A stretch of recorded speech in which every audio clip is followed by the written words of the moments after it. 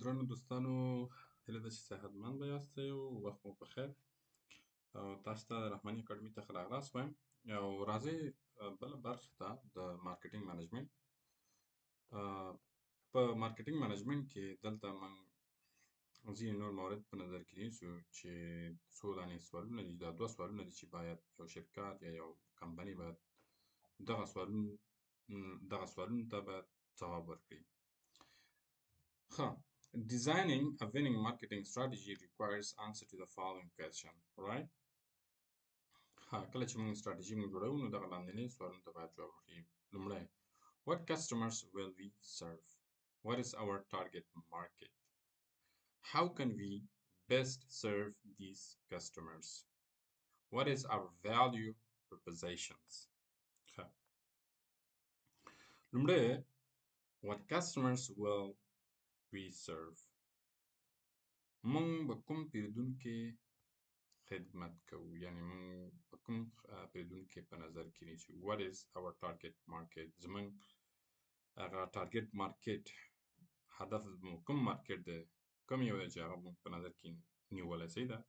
یعنی هدف مو بازار کوم مارکیټ دی چې تاسې نیولی دی په خپل فکر کې، او څه شی به موږ خپل مشتریانو ته څه کوو، خدمات وړاندې کوو، کوم نوع خدمات به موږ وړاندې کوو، او کوم مارکیټ به موږ په نظر کې نیوي، کوم بازار په نظر کې نیولی دی. ګورئ، هر محصول یا خدمت چې د هر چا لپاره نه دی، ګورئ، هر محصول یا هر خدمت د هر چا لپاره نه دی. باید کمپنۍ یا شرکتونه او باید دوی مشخص کړي چې دوی غواړي کوم ډول خلکو ته خدمت وړاندې کوي. ورسېدلئ؟ کوم ډول، دا باید دوی له اوله باید ذهن کې وساتي، ځکه چې دا هغه خلک چې ډېر امکان لري محصول واخلي او ترې ګټه واخلي.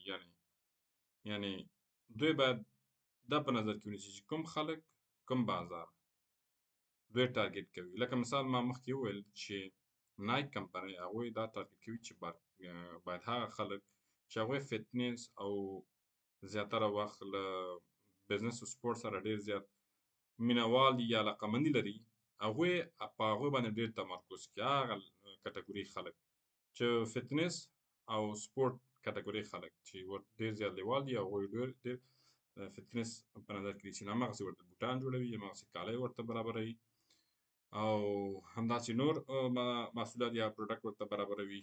هماغه خلک د هغوی لیوالتیا لري او ځي او اخلي. نو هغوی ټارګېټ مارکېټ هماغه ټارګېټ کسټمرز هغوی د نایک کمپنۍ هماغه ده. نو موږ هم دلته همدغه سوال پیدا کوي چې باید ستا کسټمرز معلوم وي، څه شی باید کسټمر ته عرضه کوې او کوم بازار ته هدف ګرځوې یا تا هدف کوم مارکېټ دی. نو دا باید اوله باید معلوم وي، تر څو ته وشي کولی چې هغه خلکو ته خپل خدمات او محصول عرضه کړي او هغه ستا محصولات واخلي. زه تاسو ته بل مثال درکوم.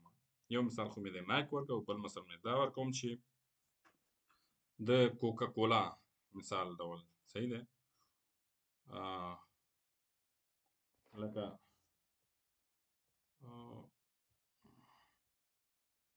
کوک کمپنۍ، کوک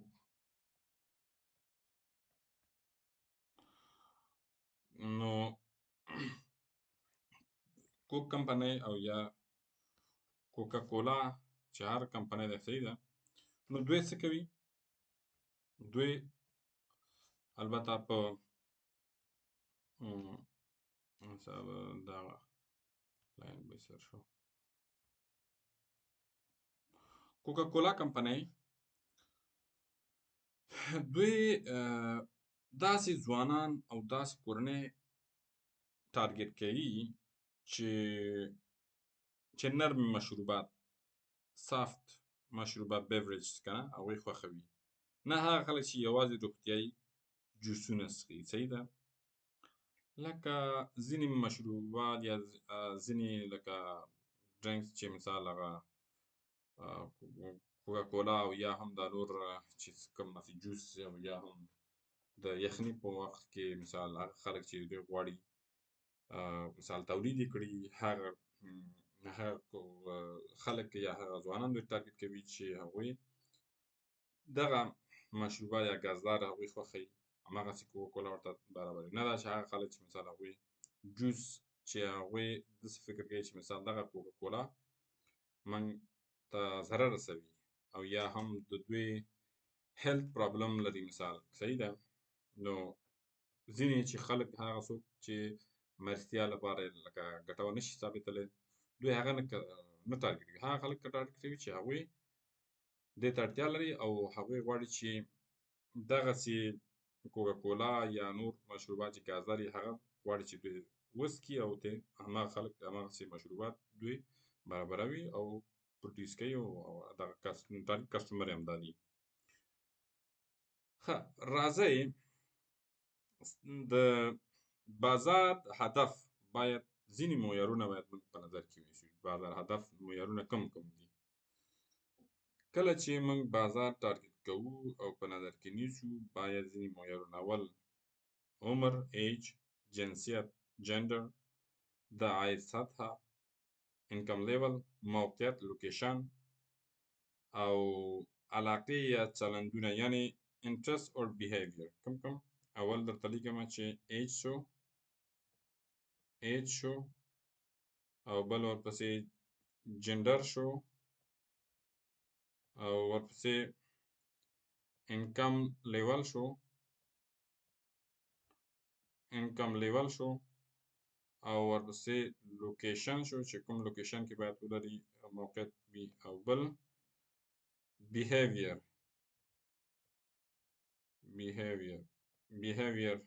یا انټرست یا علاقه یا بیهیویر د دوی چلند یا دا باید کله چې موږ او تاسې یا هم مارکیټرز دوی غواړي چې مثلا بازار هدف کړي دا معیارونه باید په نظر کې ونیسي. راځو دویم برخې ته چې how can we best serve these customers. څنګه کولی شو چې دغه مشتریانو ته موږ ښه خدمات عرضه کړو. what is our value proposition. زموږ تناسب د خپل د ارزښت هغه value څه شی دی. صحیح ده. څنګه کولی شو خپل پیرودونکو ته صحیح ده ښه غوره خدمت وړاندې کړو. دا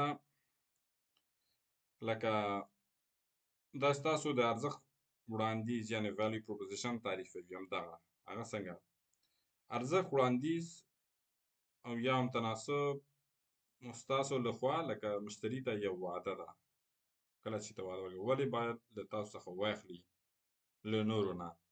صحیح ده. ولې باید له تاسو څخه یې واخلي. څوک یې واخلي؟ مشتری.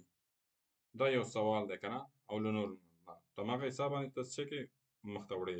داسې ته باید لکه کمپنۍ باید داسې یو خدمات عرضه کړي چې ښایي ستاسې محصول ځانګړتیاوې ارزښت له نورو نه ښه وي. په دغه حساب باندې مشتری کولی شي چې مثال له تا څخه واخلي او ستاسې پروډکټ ته ترجیح ورکړي. صحیح ده. چې مشتری ته مهم وي پکې. مثال په ډول د اپل څه شی کوي؟ موږ سره وعده کوي اپل کمپنۍ اپل موبایلونه. صحیح ده. دا مثال درکوم تاسو ته.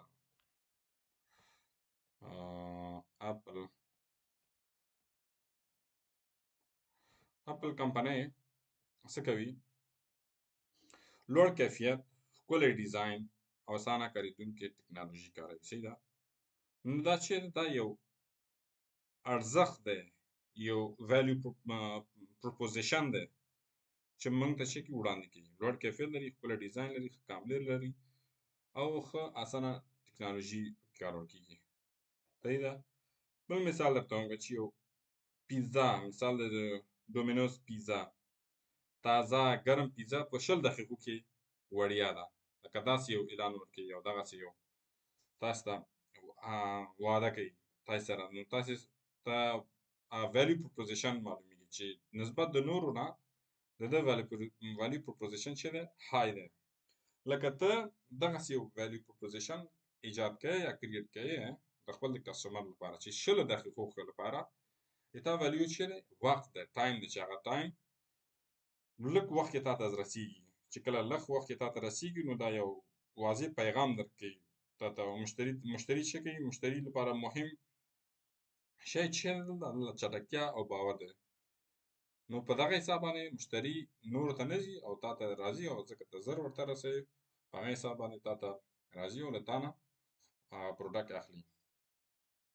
یو ساده مثال بل وایم، مثلا تصور وکړئ چې تاسو خواړه یو ټرک خلاصوئ، صحیح ده، د خواړه یو ټرک خلاصوئ. هدف بازار چې دی نږدې دفتر کارکوونکي چې ژر او خوندور او ارزانه ډوډۍ غواړي، صحیح ده، نږدې کارکوونکي یو ټرک خلاصوئ او خواړه جوړوئ او پکې او بس کوڅه کې یا هم نږدې کارکوونکي یا دفاتر دي وجود لري او یا هم دوکانداران یا هر څوک چې دي هغوی لپاره ته زر آماده کوې خواړه خوندور او ارزانه او ښه کیفیت لرونکې ډوډۍ.